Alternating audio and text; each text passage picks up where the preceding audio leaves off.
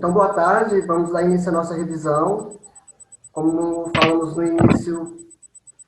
no início, hoje é uma aula muito importante, mesmo porque vamos frisar, vamos comentar e vamos somente salientar algumas coisas, algumas características do que nós já falamos em algumas atividades. Aqui no primeiro slide, vocês podem ver que não é nada novo para vocês, beleza? É uma imagem no qual vai mostrar o combate, dá-se o nome de Guerra Fria, aproximadamente 42 anos, uma disputa totalmente diplomática, uma disputa ideológica, também chamada de paz armada, entre os Estados Unidos, comandado pelo sistema político-administrativo capitalista, e a antiga União Soviética, comandada pelo regime socialista. Vocês podem perceber que até então o mundo ele era também chamado de bipolar. Bipolar porque o mundo ele ficou dividido em dois sistemas políticos. Só existiam essas duas superpotências mundiais na época. Isso no finalzinho da Segunda Guerra Mundial. Tá? Uma das características dessa bipolaridade foi com a hegemonia planetária norte-americana e ressaltando também que essa Guerra Fria, ela, ela se concedeu pela oposição imperialista e política das frentes russa e norte-americana. É o que vocês vão ter que marcar na hora da avaliação de vocês, ok? A imagem para vocês terem uma noção, a imagem para vocês terem uma noção desse discernimento entre sistema capitalista e socialista ou dessas frentes, no caso do sistema da Rússia com os Estados Unidos, frentes russas e norte-americanas, ok? Vou ter a imagem, só para vocês terem essa ideologia norte-americana com a questão russa. Uma vez dito que o sistema era bipolar, porque existiam duas superpotências mundiais, e até o final, quando o sistema norte-americano ficou unipolar, ou seja, os Estados Unidos eles teve a hegemonia planetária. A Guerra Fria é o oitavo ano. É o nome dado de um conflito após a Segunda Guerra Mundial. Tá? Então, vocês vão observar, vai ter acho que umas 3, 4 questões que ele pode tentar confundir a cabeça de vocês. Essa ideia de Segunda Guerra Mundial e Primeira Guerra Mundial. Então, logo após 1945, logo após a Segunda Guerra Mundial, já iniciei o quê? A tão famosa Guerra Fria entre os Estados Unidos e a antiga União Soviética, envolvendo esses dois países, beleza? Que adotaram um sistema político opostos. Um era totalmente aberto, ditado pelo sistema capitalista, e outro um regime mais fechado, ditado pelo sistema socialista. Eles dois foram protagonistas dessa história, eles foram protagonistas desse sistema e que durou aproximadamente 42 anos. Vai ter uma outra questão no que se refere ao Pacto de Varsóvia. Esse Pacto de Varsóvia ele foi criado em 1955, tá? E extinto em 91. Só que o principal objetivo, oitavo ano, o que vocês vão ter que marcar, o que vocês vão ter que direcionar na hora que estiverem fazendo a avaliação, que tiver esse conceito de Pacto de Varsóvia, o objetivo do Pacto de Varsóvia era o quê? Consolidar a influência soviética sobre os países da Europa Oriental, tá? Tentou até amenizar essa consequência, só que os Estados Unidos, o papel dele, o objetivo dele foi bem maior, porque ele conseguiu que todos os outros países se aliassem a ele, deixando a antiga União Soviética totalmente isolada. E como já falamos em alguns segmentos, em alguns outros momentos, o que aconteceu? A antiga União Soviética ficou totalmente isolada e os Estados Unidos ele teve a hegemonia planetária. Galera, parece que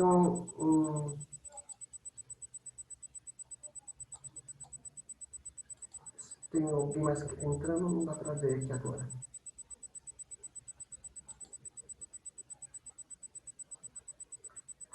A Guerra Fria ela foi uma expressão utilizada para caracterizar um tipo de política externa, decorrente de quem? Essa política ficou decorrente logo após a Segunda Guerra Mundial, e essa polarização se repercutiu entre os Estados Unidos e a antiga União Soviética. Ou seja, várias questões vai trabalhar dentro dessa ideologia, dentro desse requisito, no que se refere Estados Unidos, antiga União Soviética, bipolarização, hegemonia planetária norte-americana. Então, a Guerra Fria ela foi uma expressão utilizada durante esses 42 anos para caracterizar um tipo de política, tá? Essa política é uma polarização entre os Estados Unidos e a antiga União Soviética logo após a Segunda Guerra Mundial. A nova ordem geopolítica. Eu falei para vocês que durante muito tempo a questão da regionalização, até mesmo o que se refere à questão da cartografia, estava uma desordem, né? Mudou-se até mesmo o mapa mundi quando ocorreu o fim da antiga União Soviética. Então, a nova ordem geopolítica mundial, ela consiste num plano geopolítico internacional das correlações de poder e força entre Estados nacionais durante o fim da Guerra Fria. Durou aproximadamente 42 anos. Muito tempo, pessoal. Ou seja, os países em si ficaram mais aliados dos estadunidenses e deixando a antiga União Soviética isolada. Adotou-se, portanto, uma palavra para definir essa nova ordem mundial, que é a unipolaridade, sendo a segunda a multipolaridade. Já falamos essa, até trabalhamos isso em alguma questão. E a terceira, unipolaridade. Ou seja, essa questão unipolaridade, essa questão de multipolaridade, ou essa questão de vai dar a ideia da soberania dos Estados Unidos como medida de poder a economia multipolar. Multipolar por quê? Logo após a Guerra Fria, os Estados Unidos ele teve a hegemonia planetária. Quem teve o mundo nas mãos era os norte-americanos. Por quê, Léo? Porque ele ganhou, ele teve a hegemonia porque ele ganhou a Guerra Fria. Beleza? Beleza. Nesse momento ele era único, unipolar, ele era único. Com o passar do tempo, o que ocorreu? O mundo ele se tornou-se multipolar. Multipolar porque não tem uma, duas, três potências mundiais. Existem várias potências mundiais. Então, para definir oitavo ano, a melhor opção para vocês marcarem na hora da avaliação é a soberania político-militar dos Estados Unidos como medida de poder no mundo economicamente multipolar. Cai uma questão sobre a queda das torres gêmeas, tá? A queda da torre World Trade Center, ela foi certamente a mais abrangente experiência de catástrofe em que se viu em toda a história, inclusive por ter sido acompanhada em cada aparelho de televisão. Foi algo assim globalizado, foi algo que conseguimos ver, observar ao vivo no momento que ocorreu toda essa catástrofe, beleza? Nos dois hemisférios do planeta, tanto no norte quanto no sul, conseguimos visualizar todo esse acontecimento. Acompanhamos mesmo pela televisão.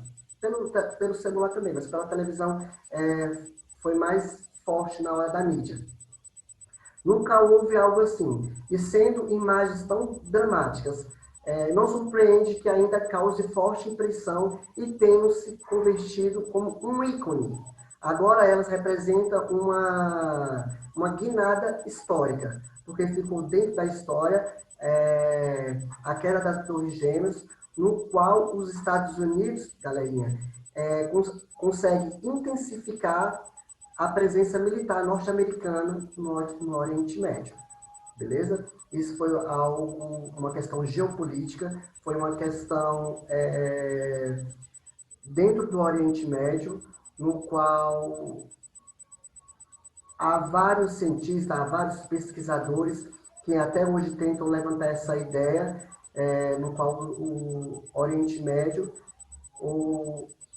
comandado por Osama Bin Laden, veio a esse ataque e deixar fragilizado, nesse momento do ataque das torres, a economia norte-americana, no qual foi um abalo, porque, ao mesmo tempo que a economia fica fragilizada, é como se fosse uma espécie de efeito dominó, e as outras economias de outros países que dependem da norte-americana começam a ficar fragilizada também. Então, dentro desse conceito, dentro dessa característica comum, dentro dessa questão da queda das torres gêmeas, vocês terem a percepção que os Estados Unidos intensificou a presença militar norte-americana dentro do Oriente Médio. Ok? É lógico que os Estados Unidos devem fazer o que eles for possível para ajudar a promover o retorno do poder econômico normal no mundo, sem que que pode haver uma estabilidade política entre essa garantia de paz. Isso aqui é um texto que eu minimizei, tá? Só para vocês terem uma ideia, que esse texto ele está falando assim, que não existe essa garantia de paz. Essa garantia de paz é um período chamado de paz armada, paz improvável.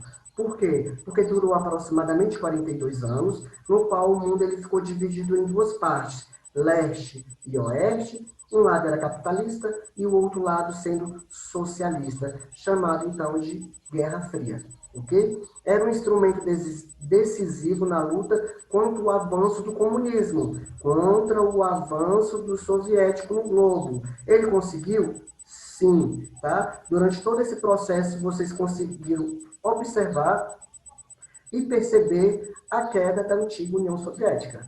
Isso sucedeu em 1989, vamos até falar aqui alguma característica comum que vai ser o próximo item, tá? E quando ocorreu a queda do Muro de Berlim. Até mesmo a Alemanha ela foi dividida. Construíram-se um muro físico, um muro de concreto, e ficou a Alemanha Ocidental, a Alemanha Oriental, e somente em 1989 ocorreu a reunificação da Alemanha, das Alemanhas, ok?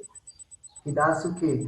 Uma característica dessa nova ordem mundial, que é uma expressão que mostra esse momento histórico da queda do Muro de Berlim. Essa característica comum da queda do muro em 89 para a reunificação da Alemanha foi uma crescente pluralidade de poder econômico e a emergência de grandes países em desenvolvimento.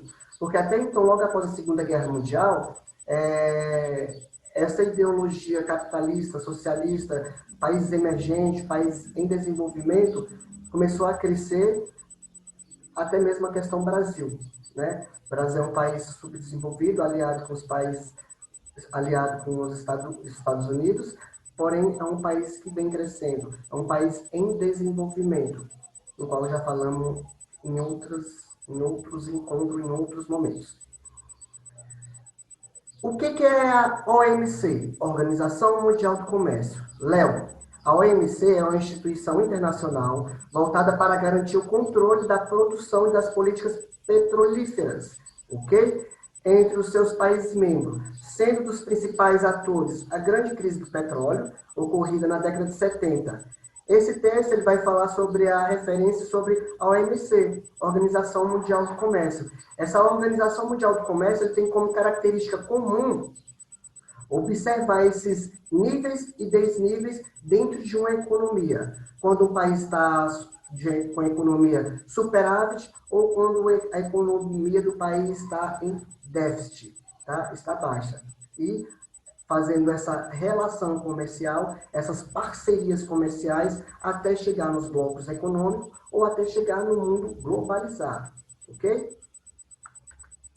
Olha só a próxima característica aqui, a próxima característica comum, os blocos econômicos são a mais recente alternativa adotada para a maioria dos estados do mundo. Um país, oitavo ano, ele não consegue viver isolado.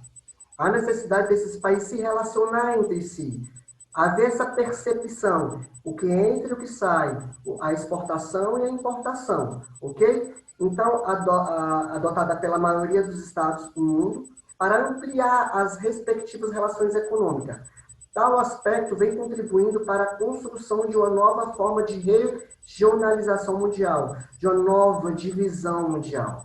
Situação importante entre as causas para a formação dos blocos econômicos no mundo contemporâneo é o que? É a consolidação da globalização. A consolidação da globalização, galera, a consolidação da aproximação dos locais mais distantes, a aproximação dentro de uma questão econômica, dentro de uma questão cultural, ok? É algo importante dentro dos blocos econômicos.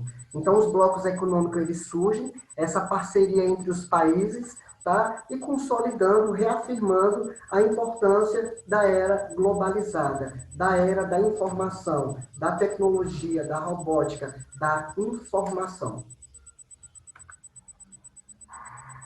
Beleza, cresceu a abertura comercial, porque houve a circulação de capitais e serviços em escala mundial, não só em escala local e nem regional, em escala mundial. Um fenômeno da globalização que gerou disputas acirradas entre empresas, que são aquelas empresas multinacionais, a formação de blocos econômicos regionais, a aliança de econômicos dada pelos parceiros que estabelecem as relações econômicas privilegiadas, o bloco econômico sem adotar uma moeda única, que é o caso da União Europeia, busca de livre circulação de pessoas, que é o caso do Mercosul, mercadoria de capitais e serviços de seus países membros, pode citar como o NAFTA, e ao mesmo tempo ele elimina tarifas aduaneiras. Esse texto ele vem falando sobre uma classificação. Essa classificação que vocês vão ter que aderir, que vocês vão ter que marcar na hora da prova, é o mercado comum. Mercado comum é toda essa abertura comercial, essa toda livre circulação de pessoas, de capitais, de serviços, dentro da era globalizada. Para finalizar, no contexto da globalização, uma tendência crescente é a formação dos blocos econômicos regionais. Esses blocos representam diferentes níveis de integração. Um desses níveis de zona de livre comércio que se caracteriza pela livre circulação de mercadorias provenientes dos países membros. Ou seja, nesse contexto de globalização, dentro dessa tendência regional, vai crescer o quê? Diferentes níveis de integração. Esses níveis de integração estão englobados dentro de uma zona de livre comércio.